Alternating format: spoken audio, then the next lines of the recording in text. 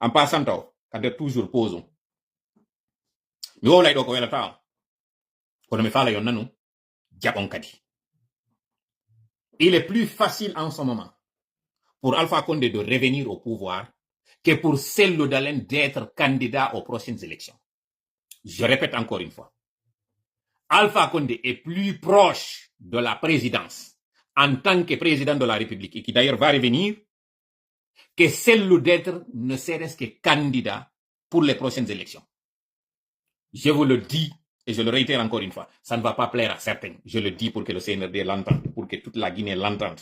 Les militants de l'UFDG, les militants du RPG, les militants de l'UFR, bref, les Guinéens et la communauté internationale. Aujourd'hui, celui qui est en train d'œuvrer pour revenir au pouvoir, c'est Alpha Condé. Il travaille et il est très bien avancé là-dessus. Que vous le aimez ou pas. Qu'est-ce qui retarde son retour? C'est parce qu'il y a des lobbies qui ne veulent pas que ce soit lui qui revienne. Ils s'attendaient à ce que ce soit l'un des leaders politiques qu'ils estiment que si ceux-là viennent, leurs intérêts pourraient être protégés. Je le dis ici pour que vous compreniez que Alpha, on l'empêche de revenir au pouvoir parce que tout simplement, il a voulu casser la France-Afrique. C'est ça, en fait, l'origine du coup d'État contre lui. Sinon, la France ne peut pas faire du 2 poids 2 mesures. Le livre Macron et le Sahel le dit éloquemment. Et le fait que la France ait cautionné le 3e mandat en Côte d'Ivoire et que de la même façon, au même moment qu'ils disent qu'ils n'étaient pas d'accord avec Alpha Condé, montre qu'en réalité que c'était une question d'intérêt. Ce n'est pas une question de démocratie, ce n'est pas une question de droits de l'homme, ce n'est pas une question de valeurs républicaines. Ce n'est pas ça. C'est une question d'intérêt. Alpha Condé, pour avoir pris des distances d'avec la France, alors qu'il est citoyen français, et pour avoir fait des pas vers la Russie, vers la Chine, vers l'Inde, constituer une menace pour certains intérêts. Voilà pourquoi le coup d'État a été facilité et soutenu dans certains cas contre lui. Et aujourd'hui, ils savent très bien qu'au sein de l'armée, il est très bien adulé. Au sein de l'armée, il a des soutiens. Voilà ce qui explique toutes ces arrestations. Et récemment encore, j'ai eu quelques échos que l'une des raisons pour lesquelles un émissaire guinéen était du côté de la Turquie, c'était pour aller supposément montrer que Feu Sadiba avait eu des échanges avec Alpha Condé et que celui-ci avait eu des intentions et des velléités avec Sadiba. Et c'est la même chose d'ailleurs qu'on est en train de dire sur les Fonike Mengue. Fonike Mengue et Biloba sont tenus dans un lieu secret parce qu'ils estiment qu'il y avait une collision entre Fonike Mengue, donc le FNDC, lui Sadiba et Alpha Condé. Voilà ce qu'ils sont en train de fomenter en ce moment. Et ils sont soutenus par des puissances étrangères, en l'occurrence la politique étrangère française, des gendarmes français et des militaires français. Ça, il faut que l'opinion sache cela. Et le moment est venu de sonner de tirer la sonnette d'alarme et dire stop à la politique étrangère française. On ne peut pas du tout dire que les putschistes du Mali, du Niger et du Bénin, du Burkina Faso, sont à combattre et en même temps être de mèche avec les putschistes de la Guinée. Cela doit s'arrêter maintenant. Ça doit s'arrêter. Monsieur Macron et la nation française ne doivent pas du tout être complices de ce vacarme, de ce carnage qui est en train de se passer en Guinée. Depuis que ces activistes de la société civile ont été arrêtés, aucun mot de la part des autorités officielles françaises. Vivement l'arrivée d'un certain Jean-Luc Mélenchon, et heureusement qu'il a été là pour ne serait-ce que dénoncer. Monsieur Macron, vous devez comprendre que ce qui vous est arrivé lors de ces élections européenne n'est que la conséquence de ce laxisme de la part de la politique étrangère française. Cette politique étrangère française qui est en train de défendre des intérêts. Parlant justement d'intérêts. Ce qui s'est passé au Sénégal ne sera à rien comparé à ce que nous allons enclencher dans les jours à venir en Guinée.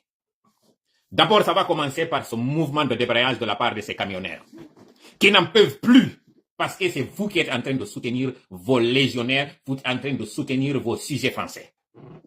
Ousmane Gawal, Baouri, et j'en passe sans parler de ce légionnaire français que vous êtes en train de soutenir, feront que vous allez perdre le terrain guinéen. Je le dis ici et je le dis solennellement. Vous connaissez qu'aujourd'hui, les caisses françaises, la dette est montée crescendo et le déficit est en train de se creuser de manière exponentielle. Vous comptez sur ces collaborations africaines, sur ces contrats africains. Et vous êtes en train de le faire de la manière la plus mauvaise. C'est-à-dire que, parlons de contrats, parlons d'argent, parlons d'affaires, peu importe si celui avec qui on a signé le contrat, il est mal élu, s'il est légitime, s'il ne l'est pas. Cela doit s'arrêter. Shell, Total et Canal+, tous les intérêts français, y compris cette signature de ce contrat que vous avez récemment signé sous Rio Tinto, Nous allons boycotter tous les intérêts français. Nous irons même au-delà de les boycotter, nous pourrons faire ce que le Sénégal a fait pour vous contraindre à revenir sur la raison. Vous ne pouvez pas du tout, et je le dis encore une fois, je le répète, vous ne pouvez pas du tout dire que vous êtes en train de défendre la démocratie en France et que vous soyez de mèche avec cette gente putschiste qui est en train de faire aujourd'hui des exécutions extrajudiciaires et des arrestations extrajudiciaires. Ça ne peut pas du tout marcher. Et c'est le moment de dire stop à cela. Les gendarmes qui sont en train de former ces gendarmes aujourd'hui accusés de venir faire ces arrestations nocturnes sans mandat, c'est vous qui les avez formés. Cette collaboration entre la gendarmerie française et Bala Samora, le moment est venu pour que cela soit dénoncé. Pourquoi vous ne faites pas comme les États-Unis? Pourquoi vous ne faites pas comme l'Allemagne? Pourquoi vous ne faites pas comme d'autres pays qui ont préféré ne serait-ce que prendre leur distance? Donc aujourd'hui, la seule source de revenus que vous avez en Afrique, c'est le Cameroun, c'est la Guinée, c'est le Gabon. Curieusement, c'est des pays aujourd'hui qui ont des difficultés. Regardez cette momie camerounaise, et que les Camerounais m'en excusent, qui est allée à ces Jeux Olympiques sur une trottinette parce qu'elle n'est même pas capable même d'articuler.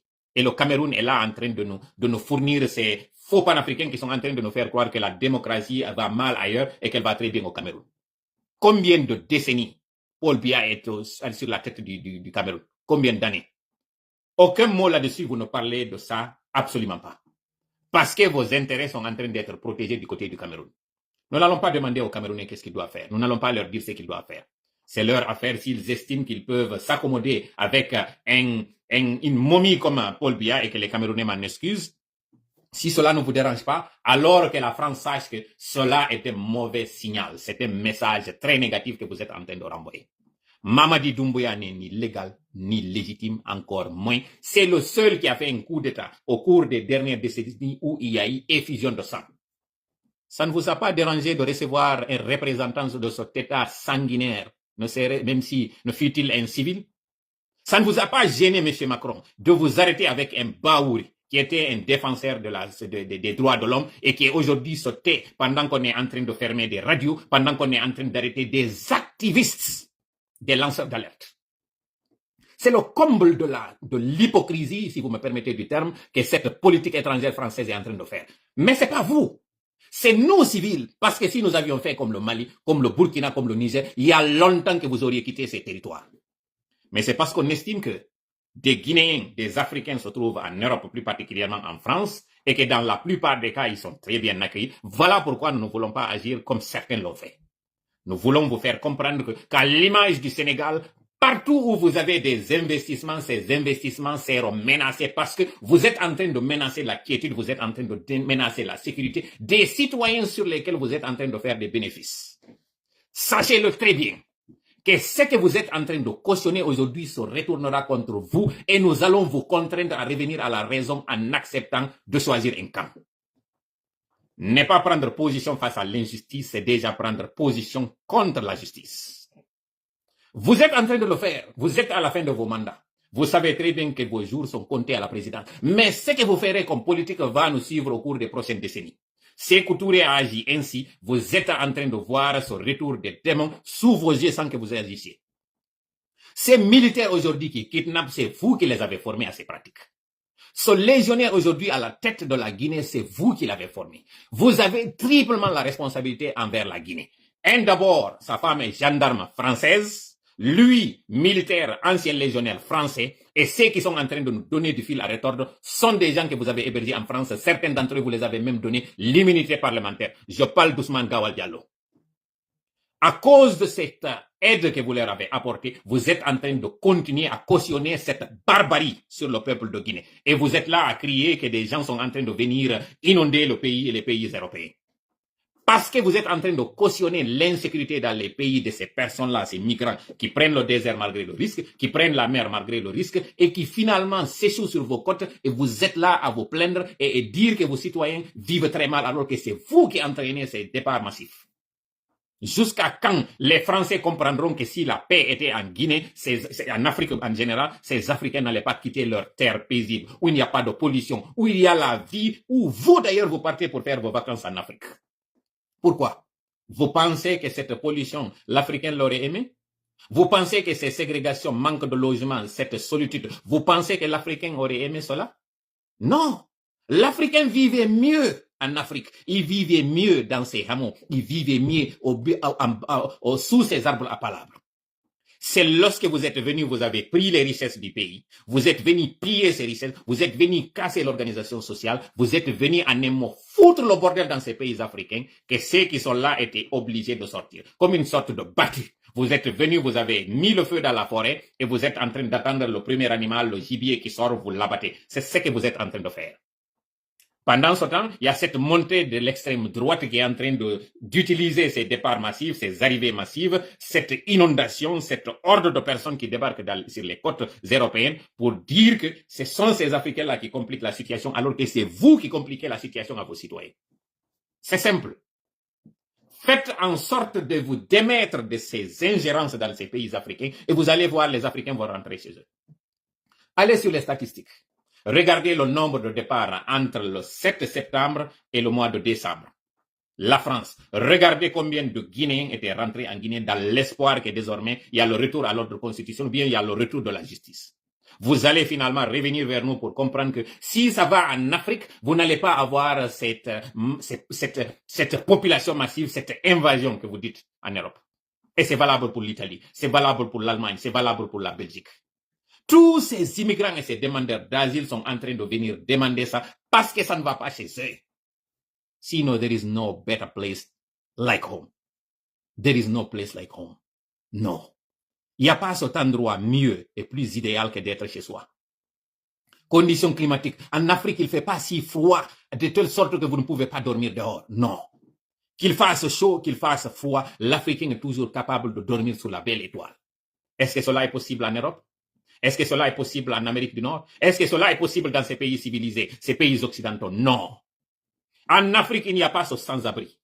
Tout le monde est capable d'avoir un chez-soi ou bien capable d'avoir un abri, ne serait-ce que de manière précaire. Mais il y a toujours un lieu. Même les fous sont gardés dans les familles.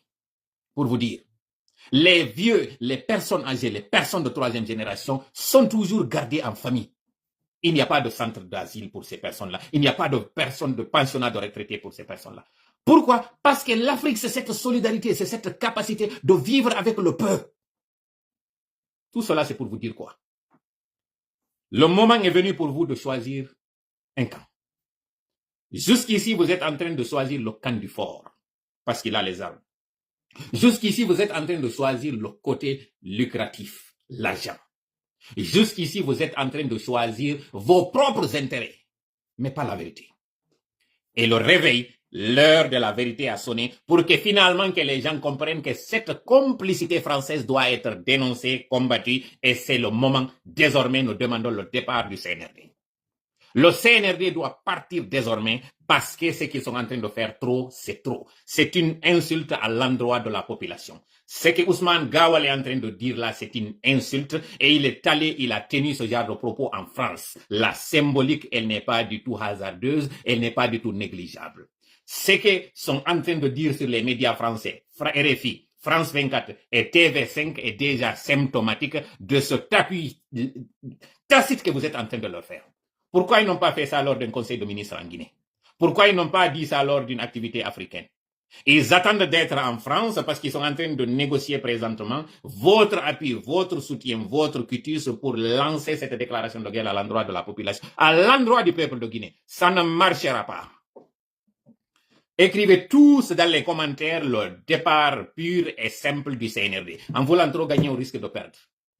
Le chronogramme, la durée de transition était pour 24 mois qui allait se terminer au mois de décembre le 31. Désormais, avec ce glissement de calendrier que le CNRD veut nous faire, le moment est venu pour que le peuple de Guinée se mobilise comme un seul homme pour demander le départ du CNRD. C'est sans violence que vous allez le faire. Vous allez vous attaquer en premier lieu en boycottant toutes les activités de la France. TV5, France 24, RFI sont des médias que nous estimons, ils sont en train de donner la parole à ceux qui sont en train de bafouer l'intégrité du pays et les droits de l'homme en Guinée. Canal+, c'est un média qui a d'abord participé au musulman de la presse en acceptant le retrait de leurs chaînes et de leurs bouquets, ces médias aujourd'hui qui ne sont pas du tout aujourd'hui autorisés en Guinée. Et ils l'ont réitéré lors d'une conférence de presse pour dire que c'est l'État qui avait donné l'agrément, l'État l'a retiré. Alors que la légitimité, c'est le peuple. Et ce peuple-là trouve que trop, c'est trop. Ces putschistes ne peuvent pas du tout venir retirer des agréments obtenus en bonne et due forme, tout simplement parce qu'ils ont un agenda. Désormais, vous qui êtes en train de suivre ici, boycottez tous Canal+. Allez vous désabonner de Canal+, allez résilier vos contrats avec Canal+. Je le dis, nous sommes le 27, 28 pour ceux qui sont en Europe. À partir d'aujourd'hui, dimanche, tous vous devez vous désabonner de Canal+. Ça va être le premier à subir les foudres, les conséquences de cette politique nauséabonde et bicéphaliste de la part de la France. Les intérêts français doivent désormais subir la conséquence de ce qu'ils sont en train de faire. Je le dis encore une fois. Tout ce qui est intérêt français en Guinée doit désormais subir les conséquences de ce qu'ils sont en train de cautionner. Ça suivra après Total, ça suivra tous les autres, nous allons en train de recenser. Partout, ils ont des magasins, partout, ils ont des boutiques, partout, ils ont des centres de commerce, partout, ils ont des contrats avec l'État signés au moment de ce CNRD-là. Tout soutien qu'ils apporteront, ça va être à leur risque et péril. Le départ du CNRD est acté à partir d'aujourd'hui. 28 juillet 2024, le chronogramme, le clock est parti aujourd'hui, le compte à rebours commence. Le CNRD ne fera même plus jusqu'au décembre 2024, ils vont partir bientôt, purement et simplement.